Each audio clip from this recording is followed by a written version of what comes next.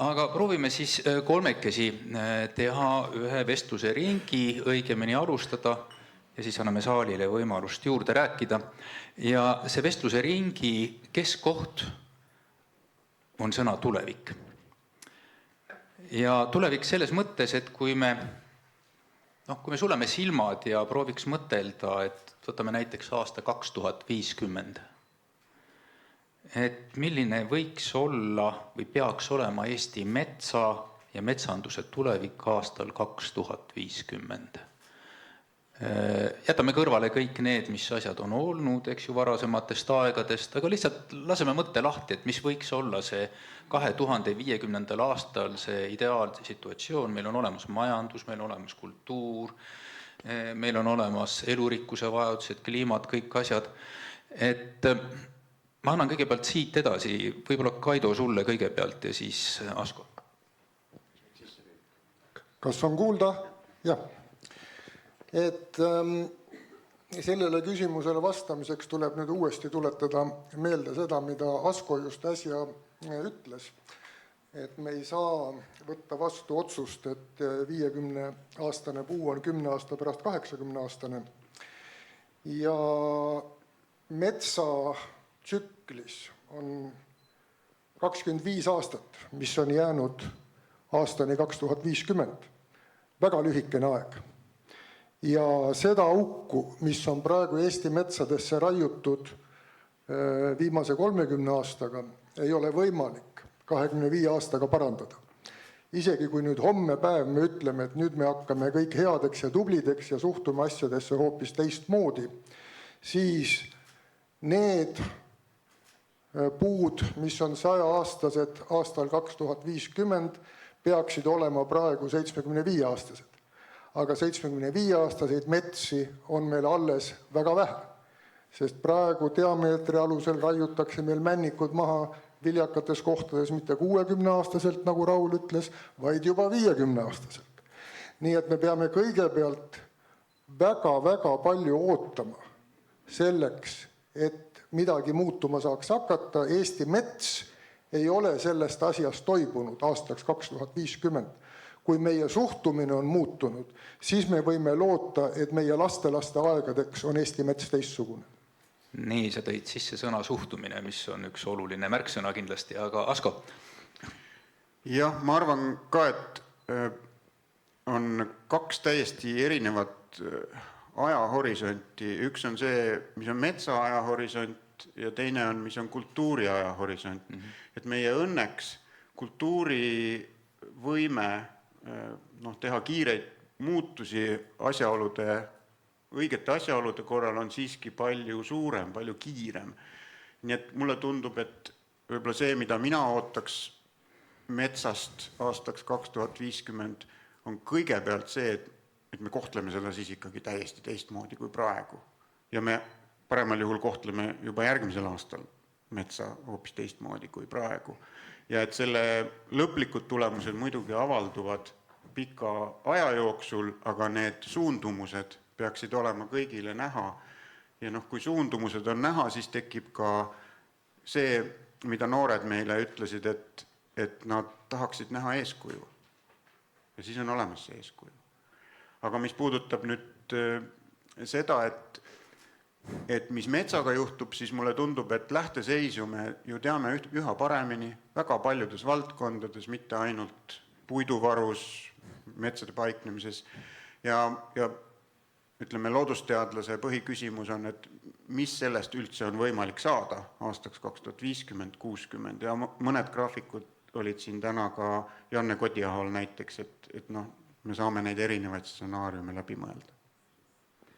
Kaido, tahtsid sa lisada midagi? Selle küsimuse osas, et ma annaksin korraks saalile sõna, et kas keegi tahab, üks käsi on juba püsti, nii et palun.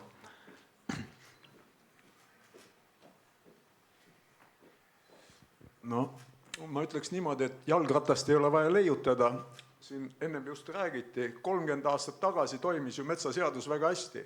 Ja minu küsimus on üldiselt, et me võiks sinna tagasi minna, nüüd me võtame 30 aastat on mööda läinud viimased raietöölised lasti lahti, põhimõtteliselt see projekt, mis 30 aastat tagasi vastu võeti, see on läbi kukkunud, selle peaks tunnistama, et see ei toiminud ja me peaksime ajas tagasi minema. Ma saan aru, et aeg on vahepeal muutunud, me võib-olla enam sinna 6000 töölist ei peaks muretsema, aga ma arvan, et mingisugune ala 500 kuni 1000 töölist läheks sinna, kes on metsandusharidusega, sellest ma ütlen ausalt, et ma ei saa aru üldse, milleks meil seda RMK-d vaja on. Nii, Asko. Ja ühesõnaga ma tahtsin öelda, et kui seal panna see piir nüüd põhimõtteliselt, mis peaks tegema? Põhimõtteliselt peaks minema audit sisse sinna, sellepärast kui me nüüd ausalt ütleme, siis viimane kord, kui metsa takseeriti, oli 88 aasta. Need andmed pädevad. Ja sel ajal oli 290 miljonit, me ei hakka seda minema, siis 96. aastal kirjutati 200 miljonit sinna juurde lihtsalt ja härra Kama juba ennem seletas, mismoodi need arvestatud. Ja põhimõtteliselt peaks audit sisse minema, tuleks välja, palju meil tegelikult midagi on ja mille üle me siis vaidleme, ega me ei saa rohkem lõigata, kui meil metsa on ju tegelikult. Aga aitäh teile. Võib-olla me jagame selle küsimuse kuidagi ära, kas ka tahad alustada? Et jah, kui rääkida 30 aastast tagusest ajast, siis minu jaoks on murdepunkt see metsaseadus, mis võeti vastu 98 ja hakkas kehtima 99, millega kaotati Eesti metsadest ära selline mõiste nagu raienorm või metsamajanduse kavandamine, kus tohtis raiuda korraga kõike, mis oli saavutanud formaalse küpsuse taseme ja pärast seda hakati siis neid küpsuskriteeriumeid leevendama, vanuseid alla tooma ja nii edasi. Et kui nüüd tõepoolest kujutame ette, et meil on homme päev tahe seda praegust olukorda muuta, siis kahjuks päevapealt uuesti tekitada Eestisse metsakorraldussüsteemi, arvestuslangisüsteemi ja nii edasi pole võimalik. Meil on 30 aastaga peale kasvanud uus metsameeste põlvkond, kes lihtsalt ei ole selleks võimeline. Aga mida on võimalik kohe teha ja sellest rääkis oma ettekandes ka juba Raul, kellele ma mitu korda viitan. Homme päev on võimalik kaotada ära küpsusdiameetri järgi raie ja tõsta raievanuseid. Kui ma väga ei eksi, siis seda saaks teha keskkonnaminister oma määrusega, selleks pole vaja isegi seadust muuta. See on härra Suti pliiatsi otsas. Seisab see otsus ja see annab väga suuri tulemusi. Kui me näiteks homme päev lõpetaksime küpsusdiameetri järgi raie ja tõstaksime raievanused 90. alguse tasemele, seda on tegelikult Eestis ükskord tehtud, see oli siis nullindate keskel, kui oli Villu Reiljani teine valitsemisaeg Juhan Partsi valitsuses, kui tõepoolest neid samu kahte asja tehti, diameetri järgi raiumine lõpetati kindlasti, vanuse kohta ma ei julge praegu 100% öelda, seda saab kontrollida, aga selle tulemus oli see, et kuskil aastal 2005 kukkus kogu Eesti raiemaht kuskil umbes 6 miljoni tihumeetri peale, mis oli väga oluline ja väga märgatav kukkumine. Aga veel enne, kui Villu teine valitsemisaeg lõppes, jõudis ta oma seisukohti muuta ja diameetri järgi raie tagasi tuua. Mina tahaks paar punkti öelda, et kõigepealt minevikku tagasi me ei saa minna. See ei ole põhimõtteliselt võimalik. Asi ei ole mitte ainult reeglites, vaid asi on selles, et maailmas on väga palju muutunud, ka selles täna räägitud tööstuses on palju muutunud, tehnoloogiad on muutunud, tööhõive mustrid on muutunud, tohutult palju asju on muutunud. Et selle tõttu me võime küll minevikust õppida mõningaid nõkse, millest üks on see sama diameetri järgi raie lõpetamine ja mõelda, et äkki seal on veel midagi võtta, aga laias laastus me räägime tulevikust ja kui te panite tähele, siis täna oli väga selge indikatsioon, et me ei taha mõelda tulevikust, sellepärast, et siin oli küsimus, et mis juhtuks tööstusega, kui alandada neid raiemahte. Täiesti konkreetne küsimus ja tegelikult meie väga lugupeetud ja targad panelistid ei tahtnud sellele küsimusele vastata. Ma inimlikult saan aru, miks see nii on, aga mulle tundub, et see on laiem fenomen, et on asju, millest me ei taha tegelikult rääkida, ehkki peaks. Et siin pole midagi parata, et meie metsatööstus on üledimensioneeritud, üleinvesteeritud ja välja kujundatud üleraie tingimustes. Et sellises mahus metsatööstus Eestis jätkuda ei saa, hoolimata sellest, kui palju me kehtestame või jätame kehtestamata kevadist raierahu. Et see on jälle see sama asi, millest pole võimalik ühiskondlikult kokku leppida. Ja kes on konkurentsivõimeline ja tahab oma tööstust hoida, peab lihtsalt piiri tagant oma materjali sisse ostma, mida suures osas ka juba Eesti mööblitööstus teeb. Nii, ja tundub tõesti, et me ei taha tulevikust rääkida, sest et siin vaikselt sellest debatis ka tulevik hakkas kuhugi kõrvale minema ja tulid hoopis teised teemad sisse. Aga prooviks ikkagi jääda nüüd selle mõtte juurde, et milline võiks see 2050 ikkagi, et me räägime ühelt poolt on meil majandus olemas ja nagu ma ütlesin, need erinevad kõik väärtused, et kus me selles võiksime jõuda, et mis võiks olla mingisugune idee või toimetamine selles suunas, et see praegune selline katkiseis, et seda kuidagi lahendada, sest et see ei vii mitte kuhugi, eks ju. Tähendab, ta viib ühte kohta, sest et paratamatult see tööstuse pool ühel hetkel kukub kokku, nii kurb kui see ka ei ole, eks ju. Ja me võime seda küll eitada, aga paratamatult ei juhtub, sest et see ressurss ühel hetkel saab otsa, on ju? Ma küsiks Tiit sinu käest hoopis vastu, aga kas see ei ole mitte kliimakriisi väike mudel? Seal on samamoodi, me kujutame ette, kuhu me enam-vähem oleme teel, me ei taha eriti sellest väga täpselt rääkida, me tunneme, et milleks paanikat õhutada ja üldse, aga ei saa öelda, et meil prognoose ei oleks. Aga samas, kui me hakkame küsima, et mida me täpselt, millisena me ikkagi kujutame ette Eesti elu näiteks aastal 2150, oletame siis, et selleks ajaks on, ega siis mul tundub, et seal on sarnane olukord. Aga kaheldamatult, sest et see, et ressurssi jääb vähemaks, see, et kliima muutub, see on kõik ju ühe ja sama teatud korraldusliku või mõttemaailma tulemus, kui milles me elame, eks ju, meie kultuuriprobleem, eks ju. Ja võimalik, et kuna meil on sisse programmeeritud teatud mõtlemine, meil on väga raske sellest mõtlemisest välja tulla, meil on lihtsam mitte rääkida nendest asjadest. Ja ma arvan ka, et selle taga on üks optimistlik noot ja see on see, et me oleme hakkama saanud varem. Äkki me saame sellega, äkki me mõtleme midagi välja jooksvalt, isegi kui me praegu ei tea. Ja ütleme, kultuuriliselt on väga huvitav küsimus, et kas see on põhjendatud? Aga vaata, kui me hakkame omavahel siin üksteist pingpongitama, aga okei, teeme seda, siis anname pärast saali ka. Hiljuti oli üks professori inauguratsiooni loeng Tartus ja ma leidsin sealt ühe superhea termini, on tehnoloogiline paikamine. Aga ühel hetkel vist ei saa enam paigata.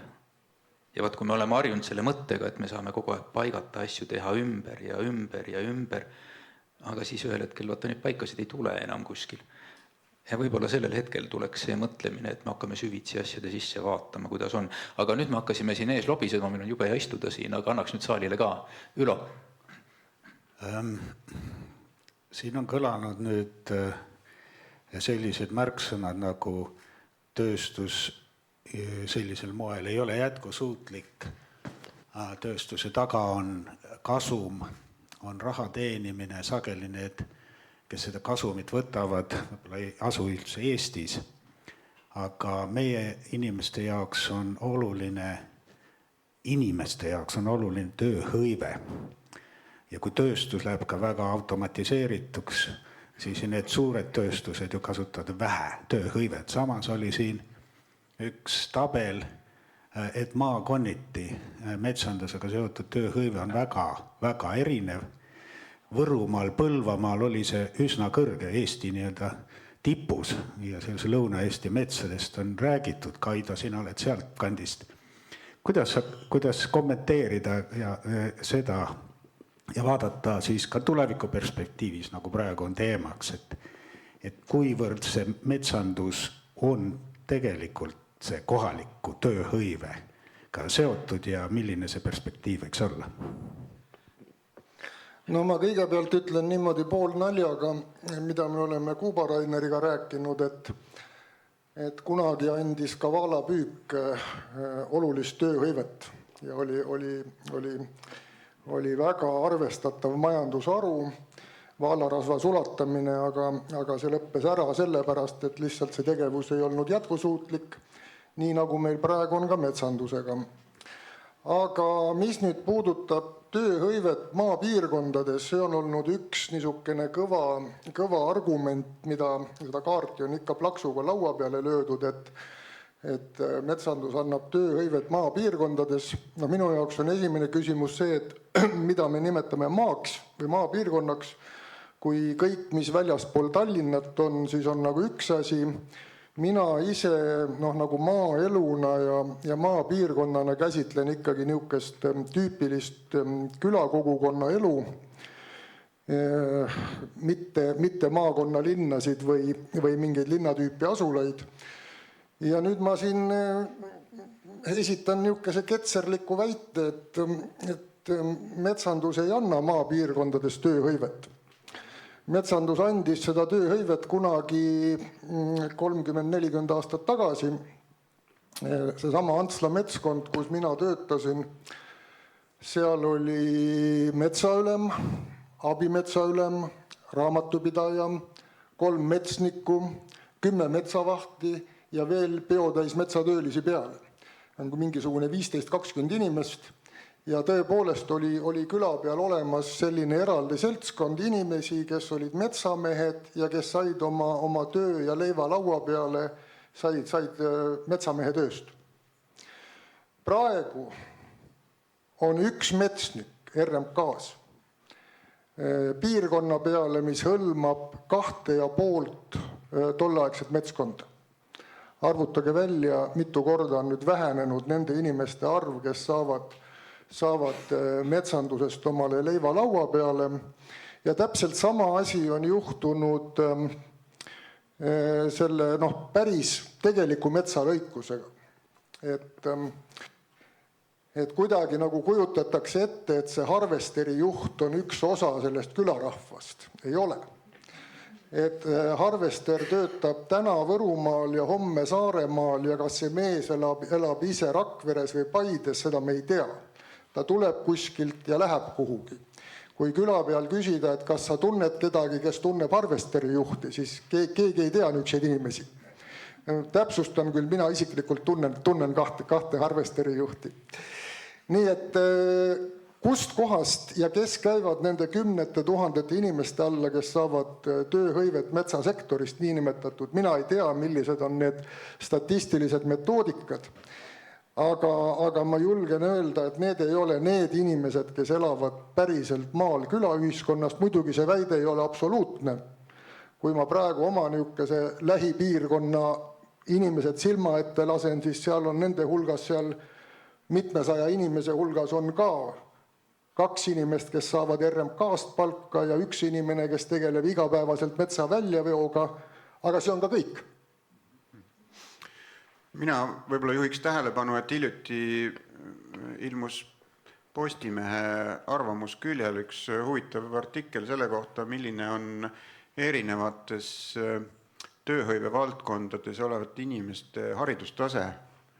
Ja näidati, et paralleelselt sellega, et hõivatus on arvuliselt suur, on nendes samades maakondades selles valdkonnas olevate inimeste haridustase kõige madalamaid, kui ma nüüd õigesti mäletan seda.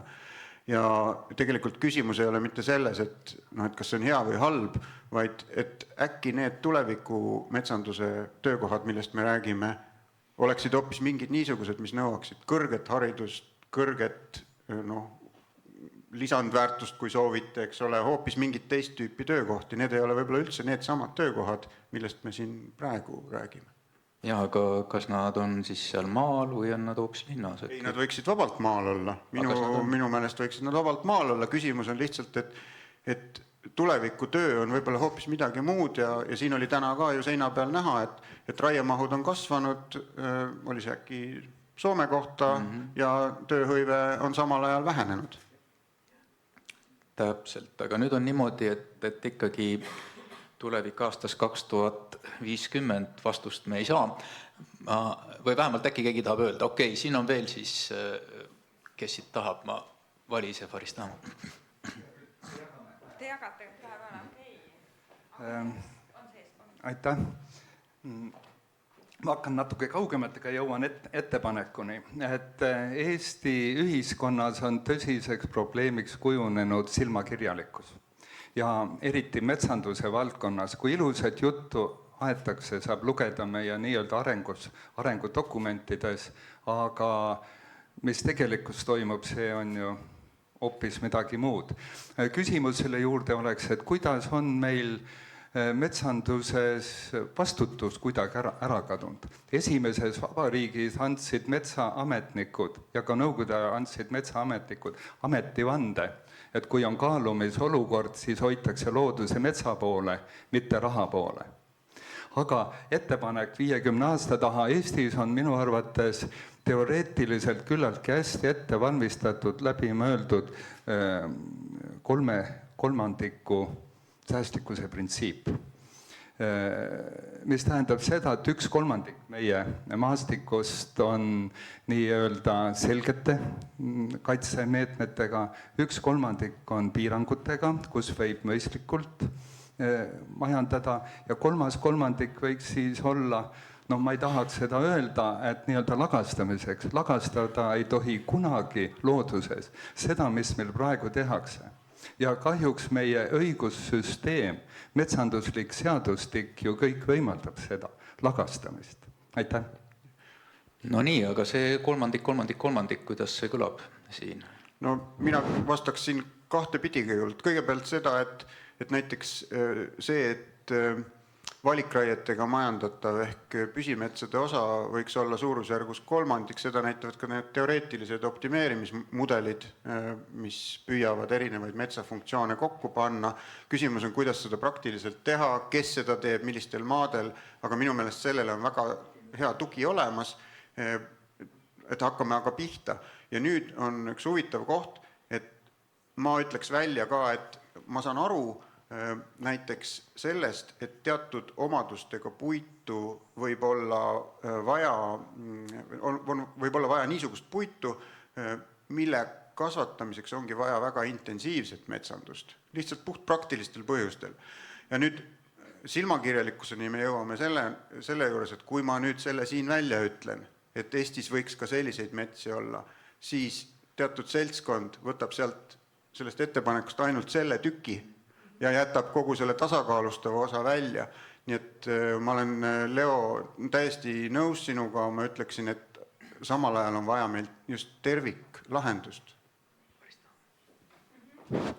Ja kõrvalt siin veel kiire ettepanek, mida ma ei taha näha aastal 2050, seda, et erametsades ei oleks rohkem kui ainult IGA, Metsatööstusliidu või Stora Enso või Soome pensionifondi metsad ja füüsilistele isikutele eramets ei kuulu. Selle vastu on kõige parem, mida saaks ka praegust võtta vastu uue metsaseaduse parandusena, lõpetada firmametsade toetamine siseriiklikult, sest nendel on praegust majanduslikult 47% soodsam. Nad ei pea maksma tulumaksu, nad ei pea, saavad tagasi käibemaksu ja 5000 firmat on loodud riigi poolt soodne majanduskeskkond ja 100 000 füüsilist isikust metsaomanikku peavad maksma tulumaksu, ka toetustelt maksma tulumaksu, ei saa oma sisenditelt tagasi käibemaksu. See on praegust võimalik selle sama metsaseadusega muuta ja see oleks hea samm, mis näitaks, et ühiskond hoolib ja tahab, et oleks korralik. Sa tahtsid kommenteerida? Ja lühidalt ma mitte ainult, et ei toeta seda ettepanekut, vaid ma ütleks ka, et see valu, mis tehti endiste talumaade tükeldamise näol, kus nii siis lõpuks need erinevad tükid müüdi erinevatele asjaosalistele, kes neid intensiivselt majandavad, lõpuks jäi sinna keskele üks koduke, et me oleme aastaks 2050 välja mõelnud selle protsessi, mis selle nüüd tagurpidi pöörab ja hakkab neid uuesti ühendama. Nii, küsin vahepeal, et kas te panite tähele, kui meie väljamaa külalised näitasid tabeleid seina peale, siis Soomes oli firma metsi 8% ja meil on praegu 25 umbes. 25 peaks olema. Jah. Rootsis vist on sama Ja. enam-vähem. No Rootsis on, nagu siin oli eelnevalt selgitatud, see mehhanism, et firmad ei tohi eraisikute metsi osta, et nad tohivad omavahel seal seda jagada, aga selle ajaloolised põhjused jäid natuke lahtiseks, see oleks hea neid meelde tuletada. Nii et Mihkel Kangur, Rakvere Riigigümnaasiumi õppejuht ja ökoloog Tallinna Ülikoolis. Kui vaadata, püüda seda tulevikku nüüd vaadata, et kuhu me liikumas oleme, et me praegust näeme sukest suhteliselt kaevkutesse tõmbunud seltskondi, millele viitas ka hea õpilane koolist. Aga kui meil koolis tekib konflikt õpetaja ja näiteks õpilase vahel, siis tavaliselt on õppejuht see, kelle juurde ümberguse laua taha siis kogunetakse, räägitakse ja jõutakse mingisuguse tulemuseni. Kes peaks siin olema see vahendaja või see, kelle juurde kogunetakse, kellega koos arutatakse see erinevate vaadete paljusus läbi, et me jõuaksime kuskile mingisuguse arutelu juurde tulemuseni, et milline see aasta 2050 olla võiks. Me Asko ja siin Tarmoga ja olime metsanduse arengukava alguse juures, kus kaardistati kõiki neid ja seal meil olid justkui riigi esindajad seal vahendajateks, aga praegust me näeme, et need kõik need, kes seal riigi esindajad olid, nad on nüüd kas MPL-i või Erametsaliidu kusagil palgal hoopis olevad, aga kes see võiks olla siis, keda me saaksime usaldada, kes saaks olla see, kelle juures me lepiksime kokku, mis me aastal 2050 teeme. Tiit, sina või? Ja, see on küsimuste küsimus. Ausalt öelda sellele vastata ei oska, aga mis ei tähenda, et ei peaks sellele proovima ühel hetkel vastust leida. Et ma praegu siin sellest saalist tulnud ettepanekutest tooks esile ühe, oli see kolmandik, mis tuli. Teine, mis oli see, et meil peab olema maainimese käes, erainimese käes metsa ja see peab olema toetatud ja peab vaatama just seda, et ta ei läheks rohkem tootmismaaks siis juriidiliste ettevõtete kätte. Mulle tundus, et see argument oli üsna tugev, mis siit praegu arutelust välja tuli. Tahad sa, Asko, kommenteerida? Ei taha praegu? Kõigepealt Mihkli jutule, et nimetatud Peeter Vihma ja Meelis Tederi selles aruandes on ilusti välja toodud, et ikkagi Keskkonnaministeerium ebaõnnestus selle protsessi juhtimisel. Et see oli juhtimisprobleem ja tõepoolest on küsimus, et kas ja kuidas seda saaks paremini juhtida. Mina ütleks, et ministeerium võiks seda jätkuvalt juhtida, ainult et seda tuleb teha sel juhul teisiti, mitte nii. Nojah, aga siis peaks Keskkonnaministeerium olema, eks ju, kes seda juhib. Praegusel hetkel meil ei ole päris sellist ministeeriumit, eks ju. Kliimaministeerium, jah. No, jah. Nii, aga ma vaatan praegu kella, ma saan vist ühe küsimuse veel võtta või ühe seisukoha, sest et lihtsalt aeg surub peale. Nii, mul tuli selle, et kes peaks otsustama, kuidas majandada. Mul oli siis üks 10-15 aasta tagune enda artikkel meelde, kus ma siis soovitasin, et selle metsamajanduse tüübi võiks panna hääletusele, et igal kodanikul on hääl oma 1,7 hektari kohta, mis ta on, või palju see riigimetsa nüüd on. Ja siis tema saab otsustada, kas see on reservaadimets, mis tema tahab Eestis olla, või on see püsimetsandusmets, või on see selline mõõdukalt intensiivne, või on ta puupõld, eks ole. Et sedasi hääletuse kaudu saaks selle ära jagada. Aga mul oli tegelikult üks teine asi, mis ma tahtsin nüüd veel seda tulevikule mõeldes, oli see, et rohepööre on vajalik.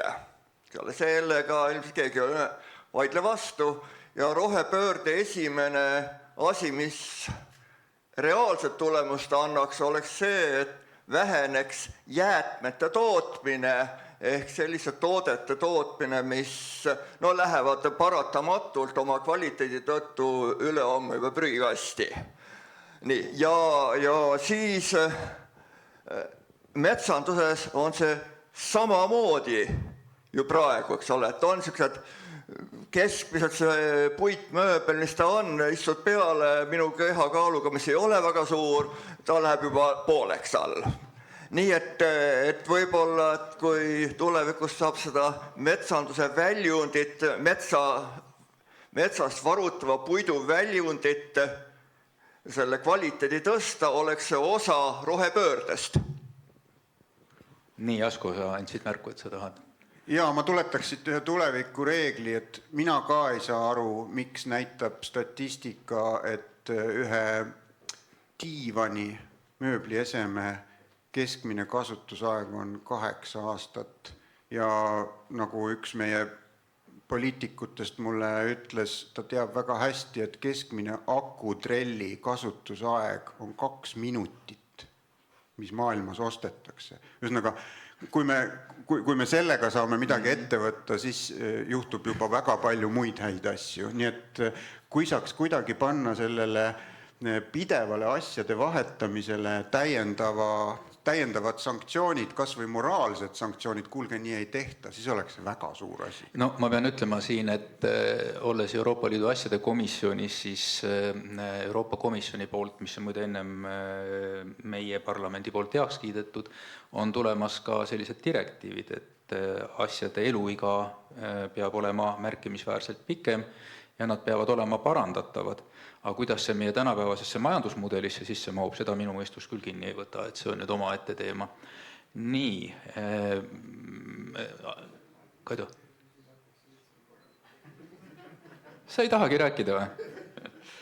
Kuulge, aga siis nüüd on 16.25 just see hetk, kus pidi see paneel lõpetama. Mul oli veel 2 teemat, mida ma tahtsin paneelis kõnelda, aga no läks hästi ju lõppude lõpuks, nii et ei pea üldse siin selle üle kurvastama. Nüüd on niimoodi, et paneelis rääkijad, kes siin on, ma tahan teile kõigepealt üle anda need tänukingitused